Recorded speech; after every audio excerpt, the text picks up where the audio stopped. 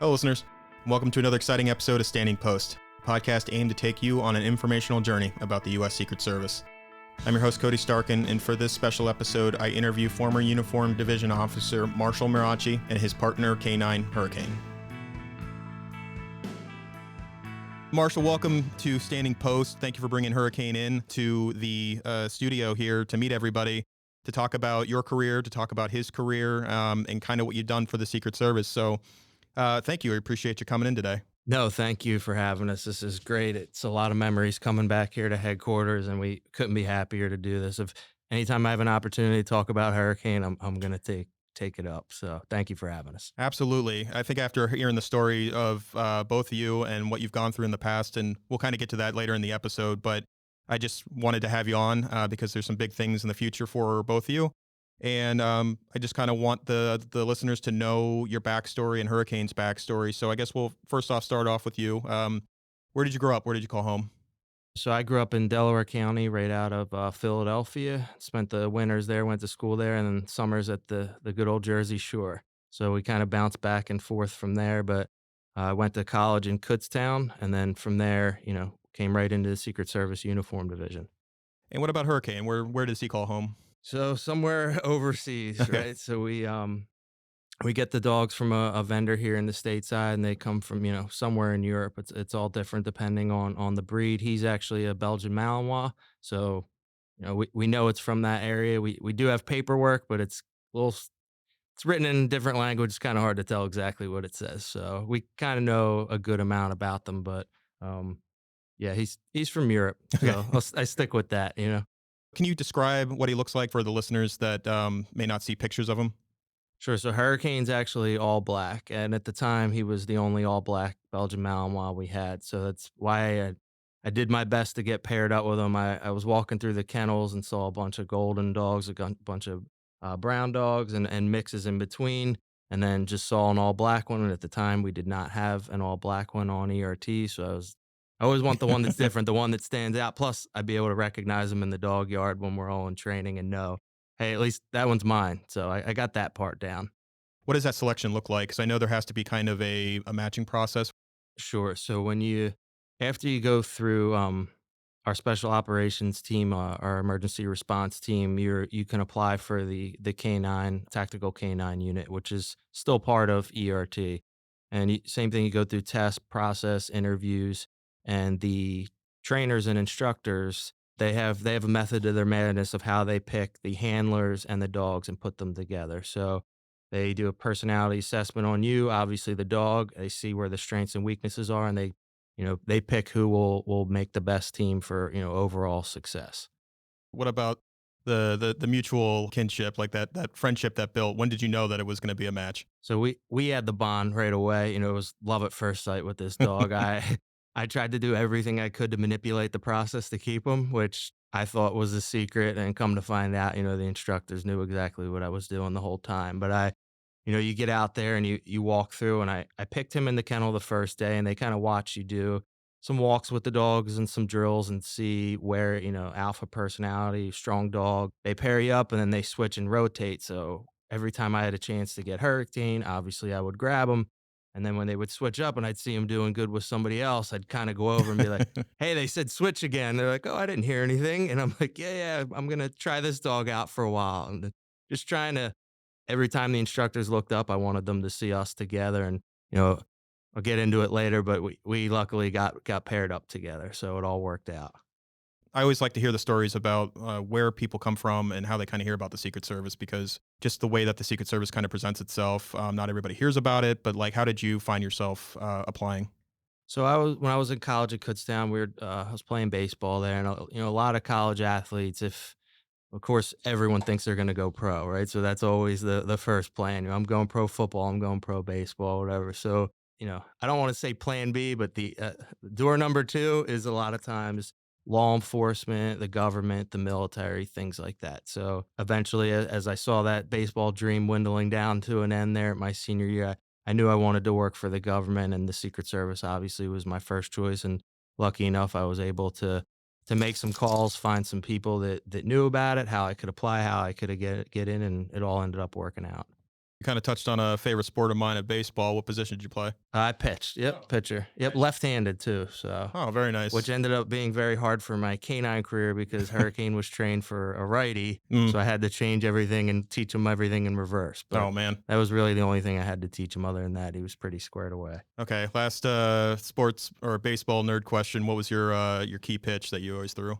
So I was a curveball slider type guy. I wasn't, we had the right-handed pitchers who would come in. They were 6'6", I'm 5'10". They're throwing 90 miles an hour from off the mound, some even higher. So I would kind of come in and throw off speed, middle innings, and try and mix it up a little bit. So Thank you again, and for coming on the show and kind of talking about your background and Hurricane's background, at least from where you came and where you grew up and things like that.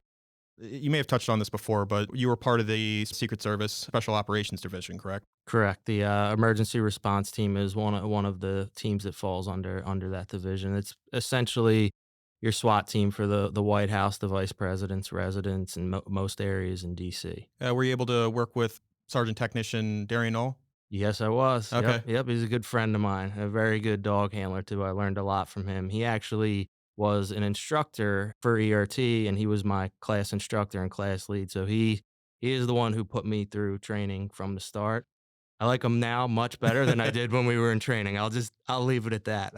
You have to be a certain way when it's students versus instructors, and he was a very hard but very fair. And a lot of the things that end up happening to me and a lot of the other guys, he set us up for success and made sure that we were ready for situations just like the one me and Hurricane encountered. Yeah, definitely. And I do want to touch on that. But before we do, would you be willing to talk about kind of that early life together with you and Hurricane?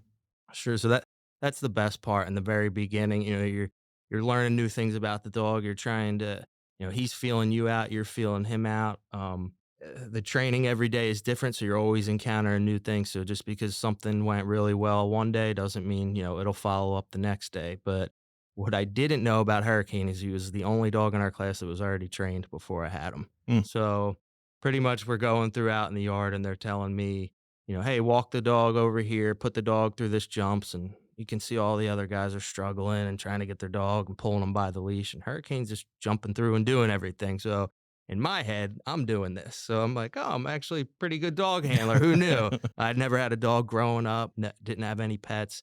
So this was like my first experience with an animal. And now I'm trying to teach him to do all these things, and he's doing them right away. So I'm like, I don't see what was so hard about all this. Well, the instructors didn't tell me till the end of the day, but Hurricane was already titled overseas when we bought him. So he already had all that training, and I don't know if they didn't want to hurt my confidence or what, but they're like, yeah, it was pretty hard watching you strut around like, you were doing this and you had nothing to do with that. This dog's fully trained. So every now and then, most of the dogs are green dogs, which means they just come over with little to no training. But Hurricane was actually fully trained and certified when I got him. And I didn't know that till about week 2. I Okay. just thought it was me. So So it wasn't one of those situations where like you had made that comment out loud that you're doing well, and he just like walked over with his title information in his mouth, like Yeah, nothing like that. finally, they just had to stop me because they're like, "All right, you're gonna get a little too overconfident now." So we're like, we gotta, ground you a little bit, and just so you know, this dog's fully trained. That's why we paired him up with you, and that's what I was saying earlier about method to their madness. They had guys who had dogs before. People had dogs growing up. Some of the guys were on their second dog in my class, actually. So since I was the most inexperienced handler, they paired me with the most experienced dog, which I probably should have known, but I did not. Do the canines in the UD program have a rank? They pretty much come with the same rank we do, but now, before there wasn't any laws that protected the animals, there is more now, and we're hoping in the future that continues and that those laws get more stringent. They make the same sacrifices, and they bleed just like any other police officer does as well. So we really do like to see that they get treated the same way.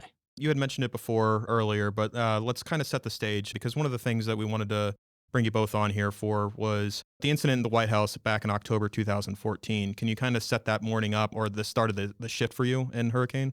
Sure. So at the time in 2014, we were talking about raising the fence. There was bike racks up. They were doing certain things because we knew it was starting to become an issue.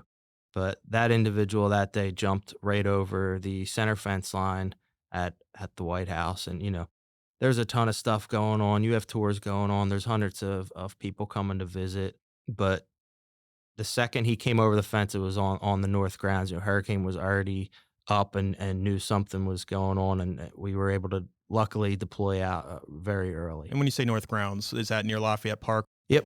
Yep. No, so that'll be Lafayette Park. Okay. Yeah. Yep. So, everyone always wants to ask what's the front door, but so the south side is the more recognizable side, and Okay. that's where Marine One lands, and that's the one you see in the movies and all that. But that's actually the south door. The north door would be the Lafayette Park, 1600 Pennsylvania side. Okay. So, but that side is, obviously visually it's much closer. The south grounds, you can see it's very far away when you're down towards the ellipse and the 0 milestone. You can see it's quite a distance. The north grounds is obviously it's much closer, which is typically when people were to jump in those days, that was where it occurred. Did Hurricane pick up on the incident first?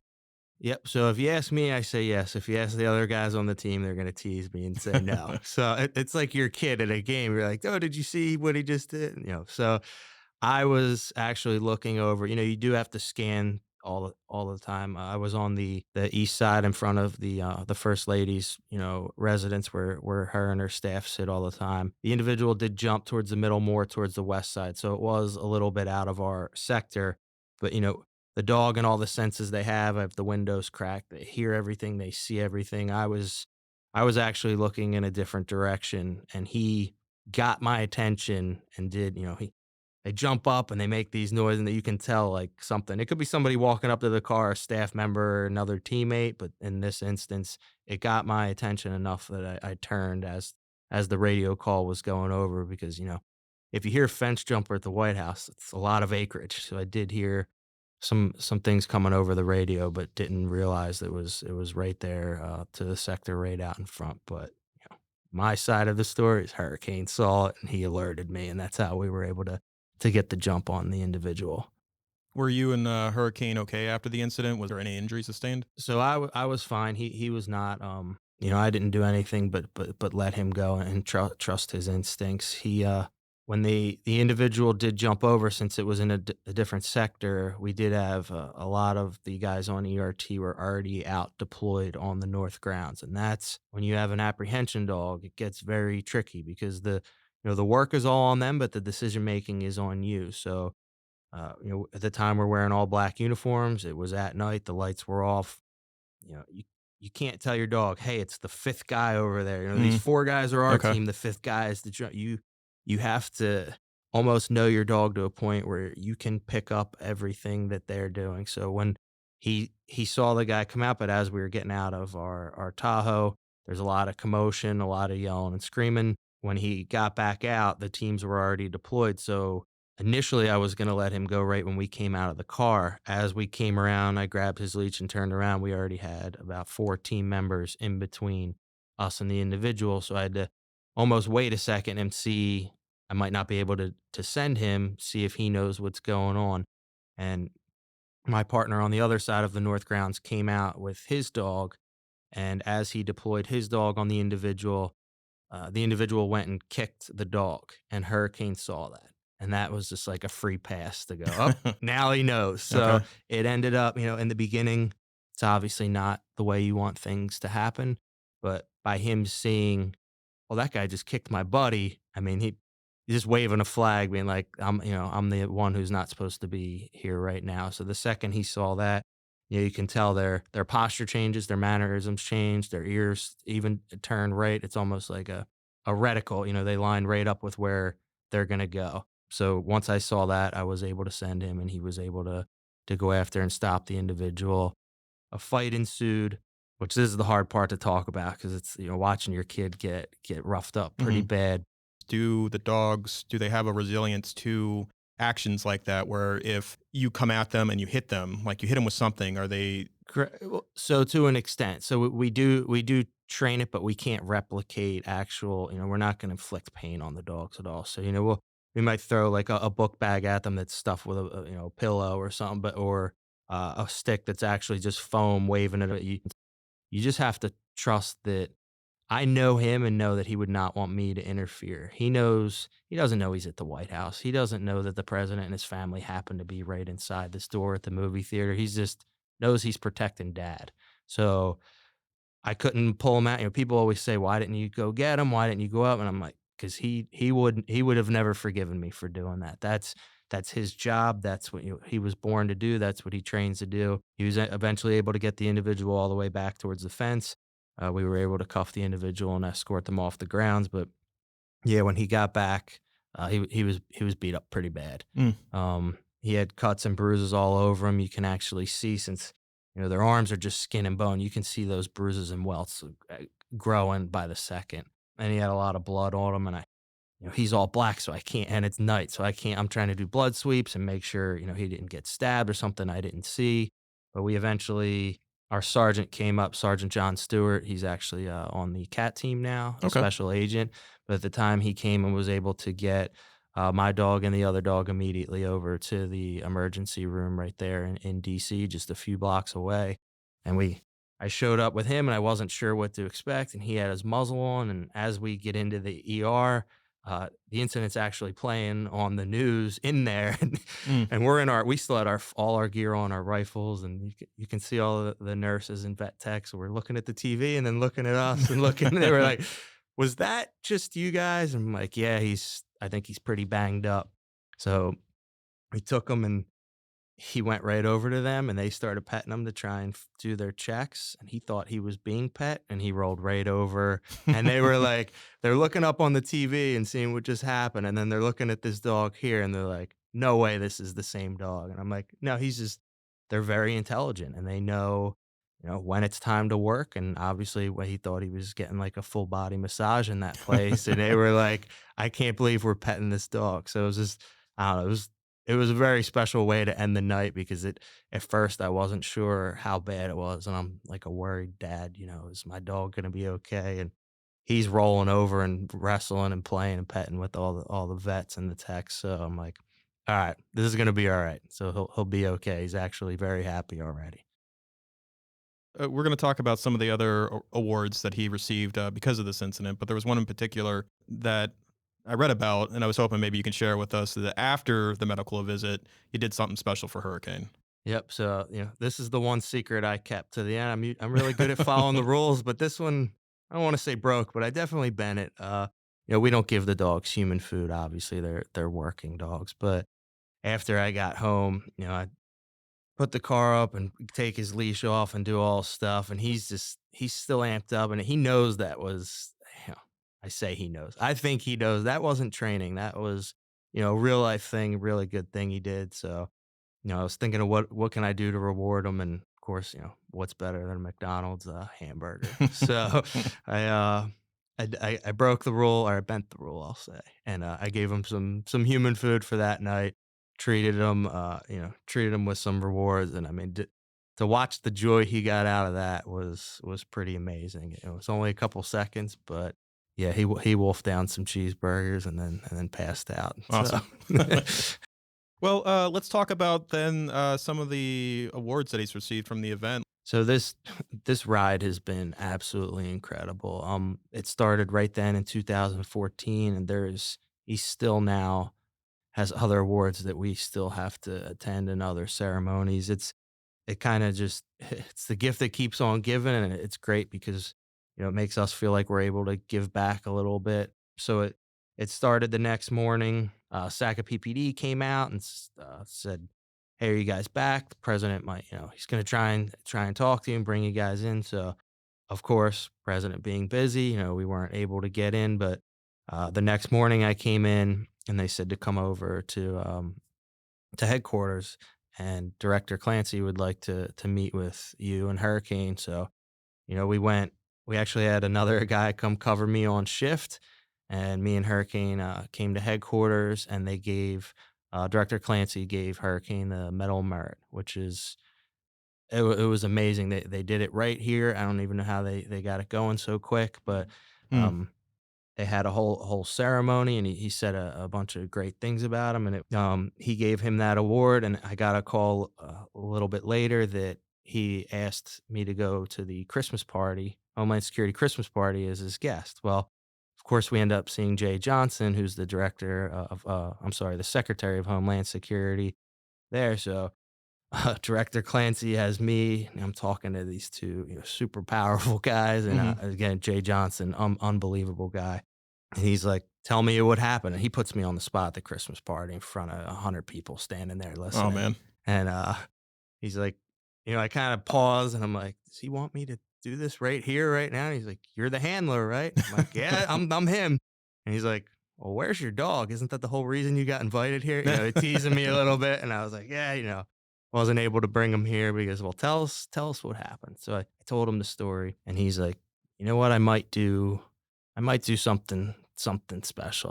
Let me think about it." So a couple months later, they come, they take me off post again. Me and there's another dog, Jordan, and they bring us down into the DAR building right over there on 18th, and there's a ceremony going on, and we can hear people upstairs clapping. But long story short, they bring us up and they walk us up, and they give Hurricane got the award for valor at that ceremony. Super, super special.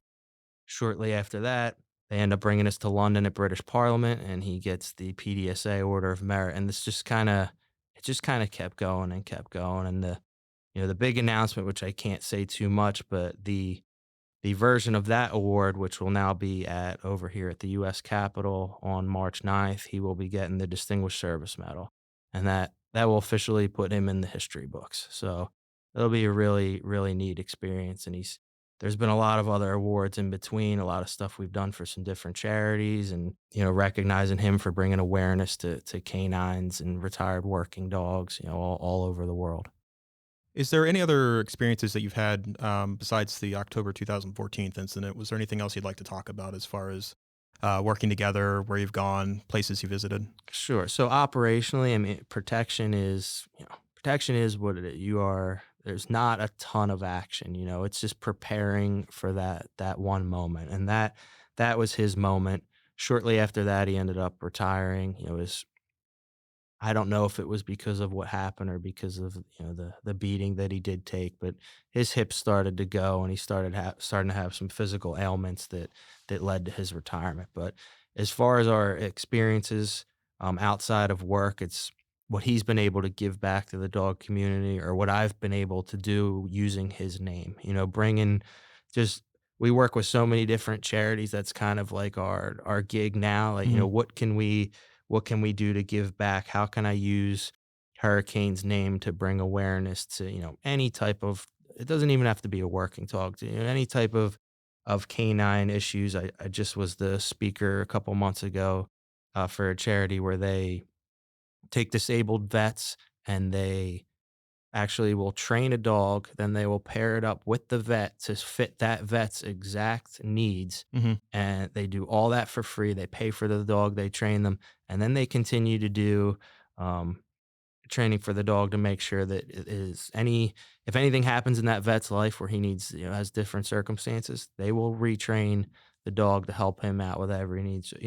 I'm able to raise money for stuff like that just using Hurricane's name. It was just a regular dog handler, but because of him, people reach out to us and ask if we can help raise money for stuff. So I think that's more special than anything. So yeah, it's very rewarding. I'm going to ask some questions that I think maybe some of the listeners might want to ask Hurricane. So I'm just going to do it for them here. So the first one I'm going to ask, does he have a favorite toy? So that's the Kong. It's what we use in training. It's just there's something about it, the way it's shaped, the hole in the middle, the way the ruffles go down. It starts to bigger to small. I mean, you can occupy him for hours. That's it. Peanut butter or no peanut butter? So secret here, you freeze the peanut butter inside, and you get 3 times the life out of it. So if you put the peanut butter in regular, a dog's able to get it out. It'll occupy 'em for 20, 30 minutes. You freeze that rock solid peanut butter in there, and then they're licking the fruit. You'll get them for like 2, 3 hours. So it's a little secret that I'm willing to give up here. Does he have a favorite vacation spot? The beach. So something about the sand running in the water, that's his spot. So, like I said, being from the Jersey Shore, he comes with me every time I go. It's the first thing I have to do. Off season, you can go whenever you want, but during the summer, I have to get up at like 5 in the morning so I can take him and run him on the beach. So there's not, a ton of people on there, but that's his favorite thing to do. And he just goes up and back into the water, out of the water, and it never gets old. Dry or wet food? So they always like wet food better, but there's a lot that comes with that, with the teeth, and like I said, how they put us through the canine psychology classes. We also meet with vets, nutritionists, dog food owners, and dog brands. And the wet food, there's a lot of pros and cons with these dogs, being that their number one tool is their teeth. You need to treat their teeth is, their most important tool. So the wet food can lead to some teeth issues down the road where the dry food is better. So he gets wet now, but when he was working, he got dry. Let's see. Does he have his own Instagram account? So he does. He has K-9 Hurricane on Instagram and Facebook. He's still pretty active on there. It was kind of something at fun at first, and then we kind of turned it into something to raise awareness for charities and the outreach with social media that you're able to have now. We can just, for instance, police department reached out to us and said, we're trying to raise money for a bulletproof vest for one of our dogs. You put out a post saying, hey, if anyone's interested, this police department here is trying to get a bulletproof vest for their dog. We're trying to raise $2,000 or whatever. And you get all these responses to the point where you almost feel like I need to, out of obligation almost, need to use this tool for things like that. So it started as just funny pictures of him running on the beach, and it turned into kind of an outlet for us to reach out and, do a lot of stuff for the community and for other charities as well. Is he learning new tricks? So he's always learning new tricks. That's something when I talk to some other handlers about their dogs getting older, what can you do? What can you do? And just like us physically, you can do as much as you can handle. I try and do as much as he can handle, but the mental stimulation, in my opinion, is what keeps them going, keeps them strong. You pull them out of the field, it's just like us retiring. It's, what do I do? Do I just sit in my lounge chair all day? So for him, I've always tried to not let him know he's retired. I even keep a bite sleeve at home. I keep a tug. I'll go out and do training, even though I don't need to. Make him search, make him use his nose, make him use his mind, just so he, in his head, still has a purpose, still has a goal, still working towards something, and just to keep him sharp. And that's really good advice I got, and it seems to be working great.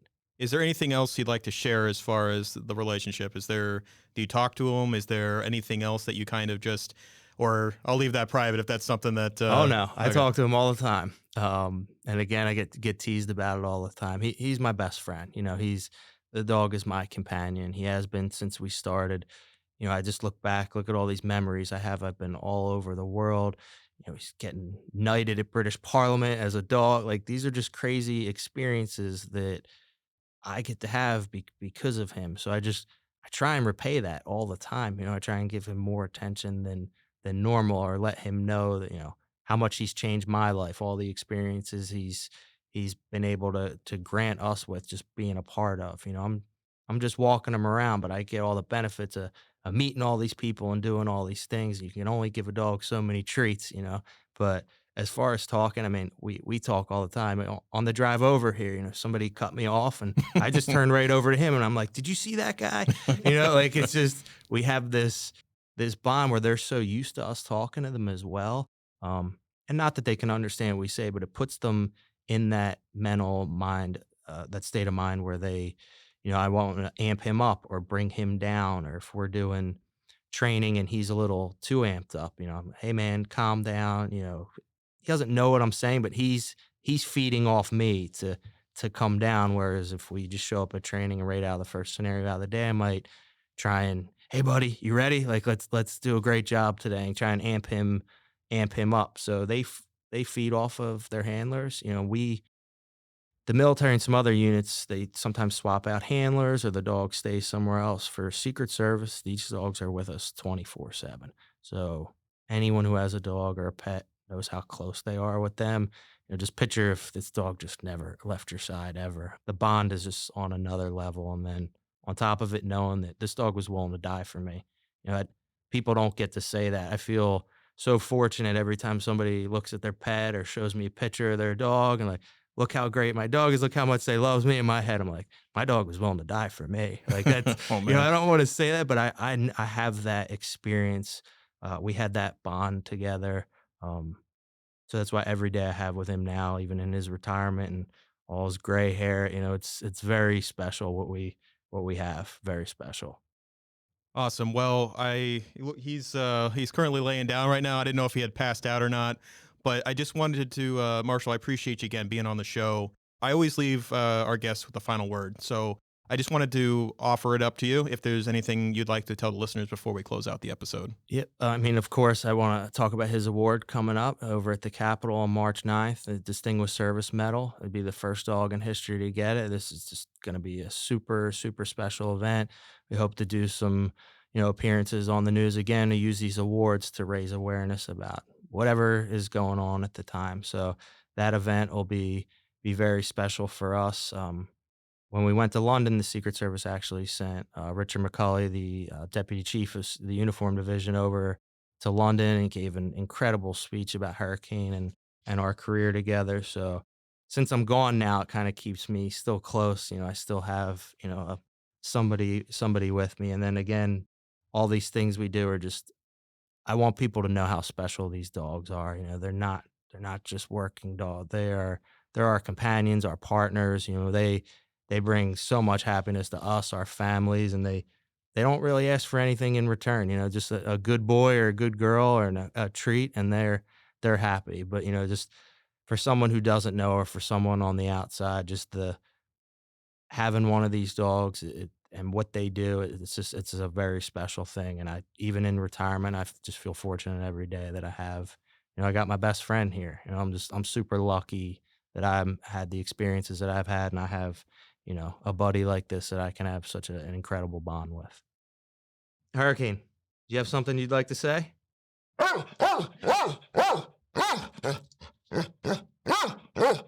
Do you like doing this podcast?